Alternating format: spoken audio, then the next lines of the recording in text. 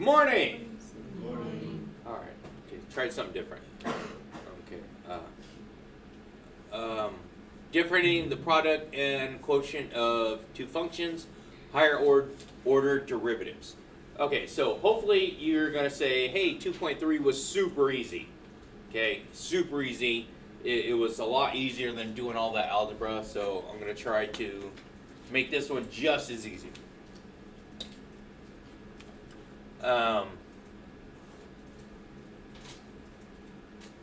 Yeah, it's a whole bunch of mathematical steps and stuff like that. Okay. Product rule means two things that are being multiplied together. Right here. So we have two functions being multiplied together. To take the derivative of that, I would take the derivative of the first one times just the second one, and then derivative of the second one times the first one. It will make sense here in a minute. I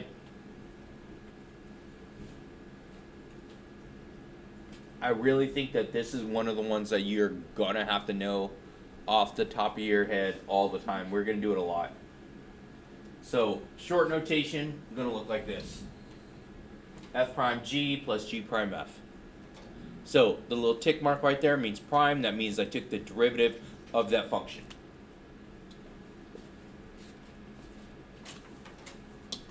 There you go. All right, so this is a product. I have to label everything I'm talking about. So the first thing I'm going to do is I'm going to label the f. So my f is here, my g is here.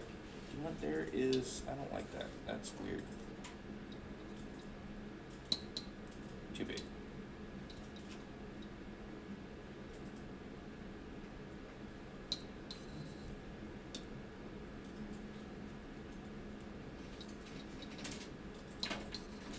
Close enough. All right, so f and g. So I'm going to write off to the side. So until you get the hang of this and can just do this by rote, I want you guys to do these steps here. So I want you to start off with f equals. So that's going to be my 1 plus x squared. My g equals e to the x.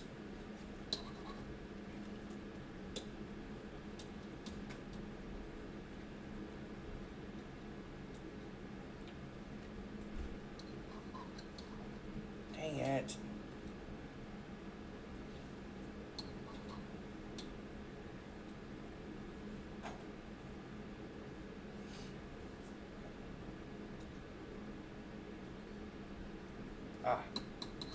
There we go, finally. All right. So, now off to the side, I'm going to write f prime. Oh, it's the same size. F prime. What's the derivative of f? 2x. And g prime, so the derivative of g, e to the x. So, my formula, which is going to be f prime g plus g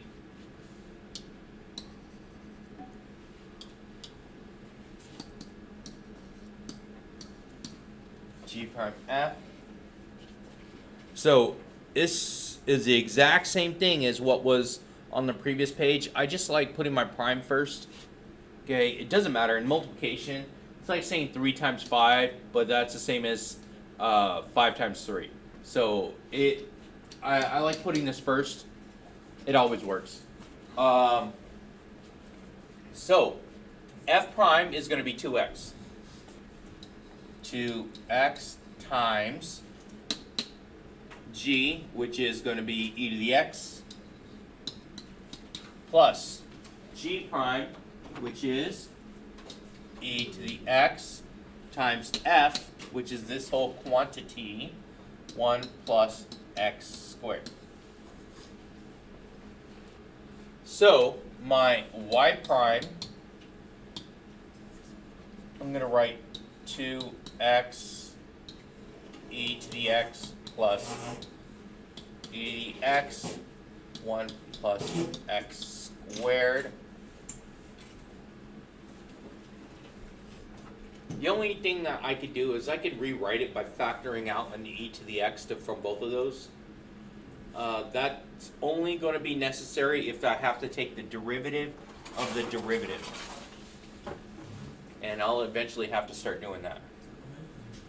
The derivative of the derivative.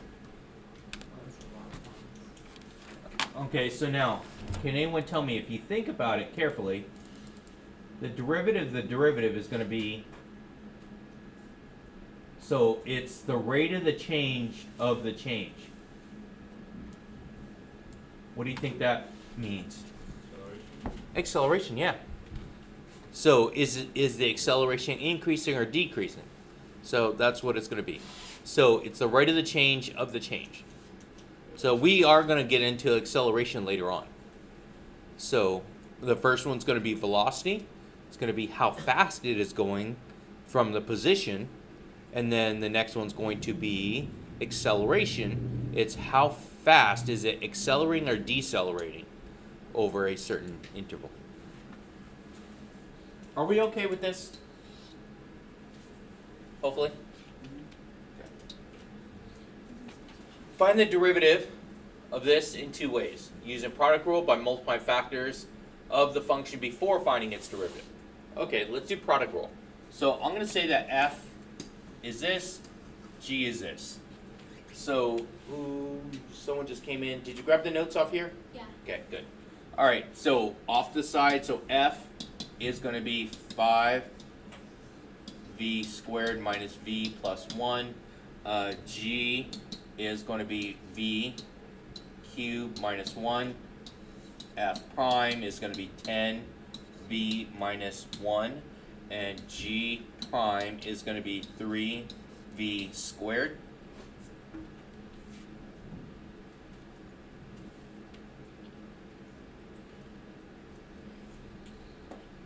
Alright, so let's keep going. So by using product rule, so now I'm going to use that. So my f prime is going to be quantity 10v minus 1. That's f prime. And then my g is going to be v cubed minus 1.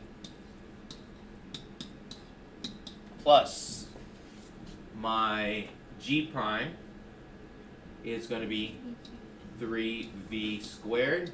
And then f is going to be 5v squared minus v plus 1.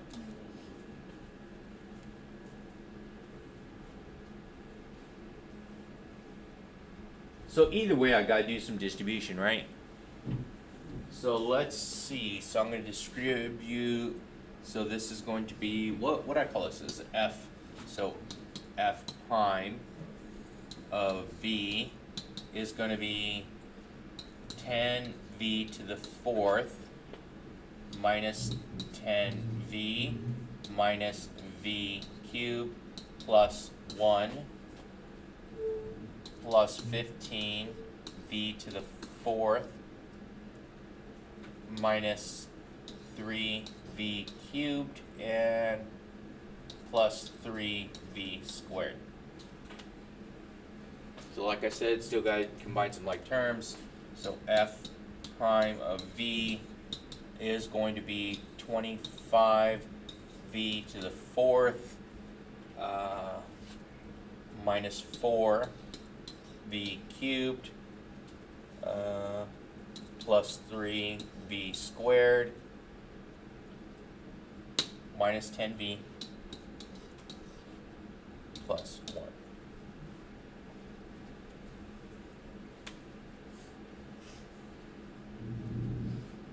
I am going through this a little bit quick. Granted, on Friday, that was our first day. Actually, not Friday. What was it? Thursday? Yeah, Thursday. First day we actually did the voodoo method to be able to do the derivatives quickly. Is there questions over this problem right here? Yeah. So we just find two, like, using the product rule, multiply the derivative, Mm-hmm. What is Yeah. What is this equation? Okay, so now, the derivative of this function, so for this one,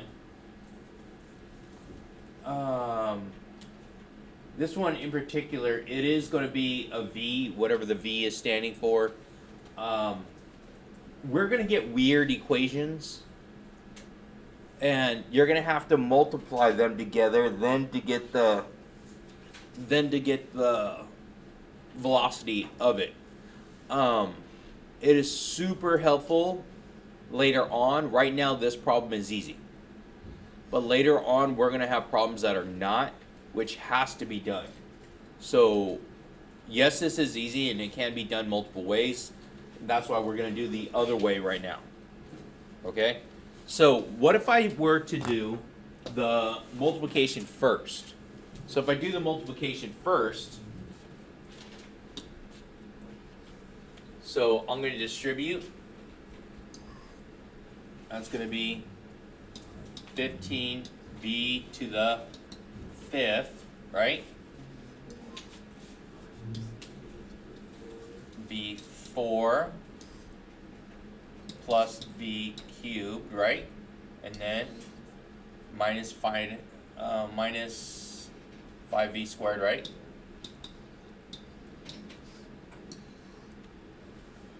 Plus v, and then minus 1. Okay, so now this is my function. And then let's go ahead and do the derivative of this. There's nothing to bind, is there? No? Nothing to combine? Alright, so it's going to be 105 v to the 4th minus 4 v3 plus 3v squared minus 10v plus 1.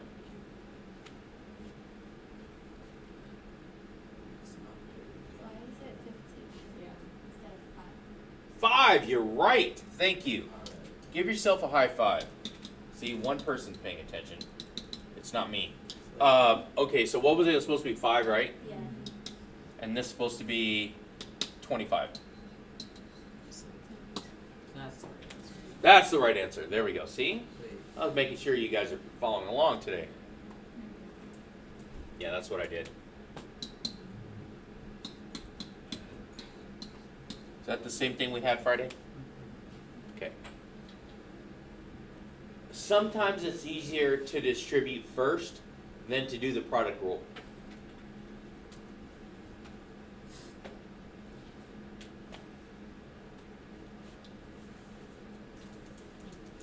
Quotient rule. So if I ever have to multiply fractions, I would most likely have to divide them too. So I'm going to have to divide different functions eventually. So I changed up this to match the product. So this is going to be a short way of saying it. So I'm going to say f prime g minus g prime f over g squared. So all I did is I changed this a little bit right here. Ah, crap. I just like wrote over the whole thing. I changed that piece a little bit. That's it. Because I wanted to match the product rule. So it should look just like the product rule, but what's the difference? It's going to be over g squared and it turns into minus. So it should be exactly the same, except when I do quotient, which I'm dividing, it's a minus over g squared.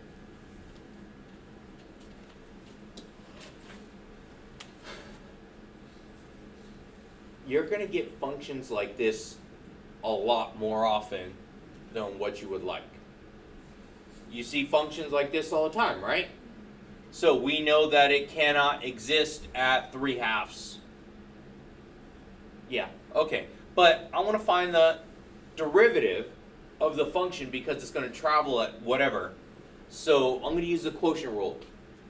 So same thing I said earlier. So I want you guys to start off by writing out your f and your g. So in this case, my f is x squared plus 1. My g is 2x minus 3. F prime is 2x. G prime is 2.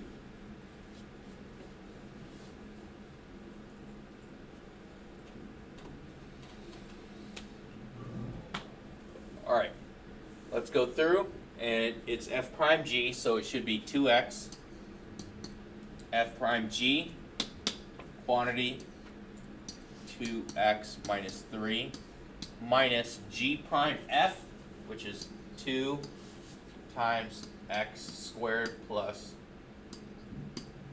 1, all over g squared. My g is going to be 2x minus 3, and that is squared.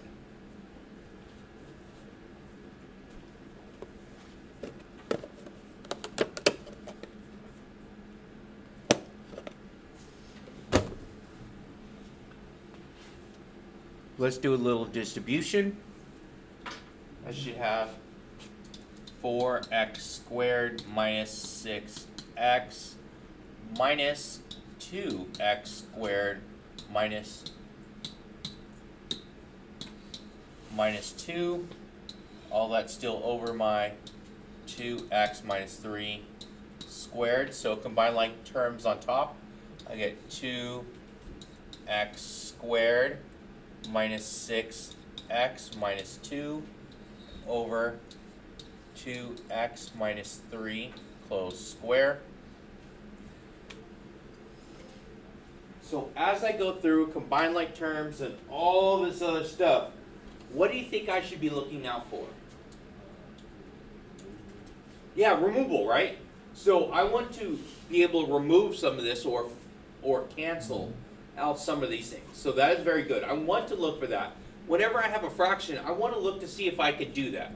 So let's go ahead and see what I get. So if I factor out a 2, so whenever I do this, I always want to try and leave the bottom like this. Don't distribute the bottom. It's going to be a pain later on. Don't distribute it. Just leave it. So I'm going to take out a 2 from the top. I'm left with x squared minus 3x minus 1.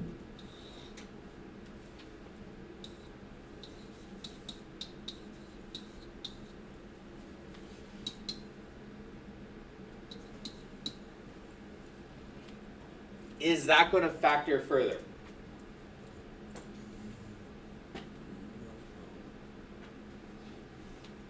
Is that going to factor further? Let's take a look.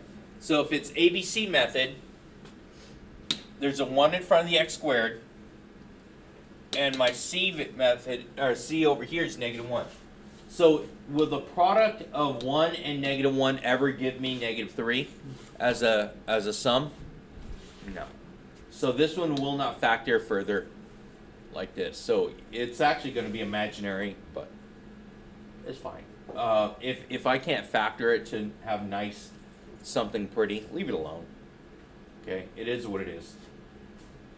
Make sense? Questions over what we did right here? Concerns, complaints? All right, and corollaries. Hold on, where am I at?